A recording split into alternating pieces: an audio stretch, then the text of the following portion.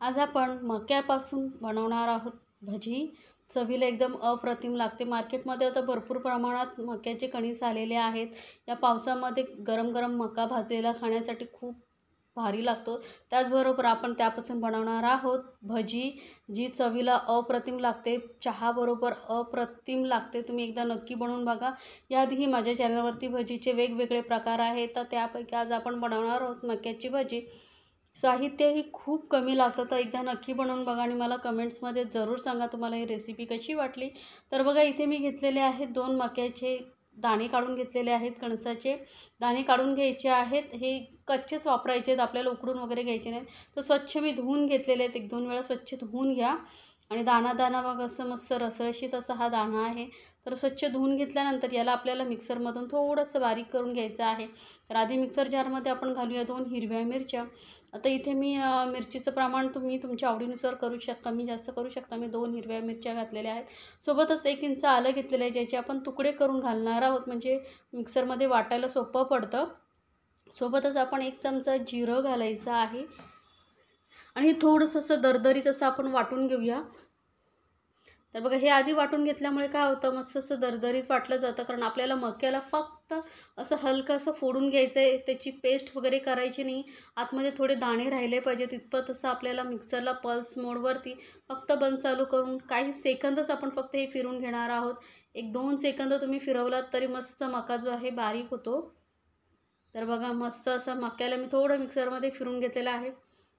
तुम्हाला यामध्ये बघा दाणे दिसत असेल, असे दाणे मध्ये मध्ये राहिले पाहिजे तितपतच आपल्याला हे मिक्सरमधून वाटून घ्यायचं आहे. मध्ये मध्ये दाणे दिसत आहेत ना, असं वाटून घ्यायचं. तर हे एका मोठ्या बाउलमध्ये वगैरे आपण काढून घेणार आहोत. तर कॉर्न काढून घेतल्यानंतर यामध्ये घालणार आहोत 1 कांदा. तर कांदा एकदम मी बारीक चिरून घेतलेला आहे. सोबतच ना थोडीशी अगदी हळद घालायची आहे, पाव चमचा एवढं. आणि अर्धा चमचा इथे मी लाल मिरची पावडर वापरते. यामध्ये आपण हिरव्या मिरच्याही घातल्या होत्या, पण मका जो आहे गोडच असतो, त्यामुळे थोडं मिरचीचं प्रमाण वाढवू शकता तुम्ही. कोथिंबीर घातलेली. त्यानंतर 2 चमचे इथे मी कॉर्नफ्लोअर घेतलेला आहे. कॉर्नफ्लोअरऐवजी तुम्ही जर तांदळाचं पीठ घेतलं तरी चालेल. सोबतच 2 चमचे बेसन घेतलेलं आहे. यामुळे छान असं बाइंडिंगही येतं आपल्या भजीला आणि कुरकुरीतपणाही येतो. सोबतच आपण आता यामध्ये घालूया मीठ. यामध्ये आपल्याला बेकिंग सोडा वगैरे काही घालायची नाही. जो खाण्याचा सोडा वापरतो आपण, अशाच आपल्या भज्या मस्त कुरकुरीत होतात. तर फक्त हलक्या हाताने आपल्याला याला मिक्स करत जायचं आहे. कारण मक्यामध्ये खूप प्रमाणात पाणी असतं, त्यामुळे ओलसरपणा जास्त असतो. तर आधी आपण 2-2 चमचे घालून फक्त मिक्स करून बघू. जर गरज वाटली आपल्याला तर आपण यामध्ये अजून थोडं 1-1 चमचा पीठ ॲड करू शकतो. तर बघा, मिश्रण थोडंसं ओलसर वाटतं आहे, म्हणून मी 1 चमचा कॉर्नफ्लोअर आधी घालून बघते आणि जर गरज वाटली अजून तर 1 चमचा बेसन आपण घालू. तर मिक्स करत करत बघा, असं थोडंसं अजून ओलसरपणा वाटतो आहे, म्हणून मी अजून 1 चमचा जे आहे बेसन घालते. टोटल आपण 3 चमचे कॉर्नफ्लोअर आणि 3 चमचे बेसन वापरलेलं आहे. तर बघा, आता हे मिश्रण आता थोडं व्यवस्थित घट्टसर होत आलेलं आहे. आणि ही भजी आपण पीठ मिक्स केल्यानंतर लगेचच बनवायला घ्यायची आहे. पीठ भिजवून ठेवायचं नाही, कारण मक्याला मग पाणी सुटत जाणार, कांद्यालाही पाणी सुटणार आणि मग मिश्रण पातळ होईल आणि मग भजी बरोबर होणार नाही, नरम पडेल.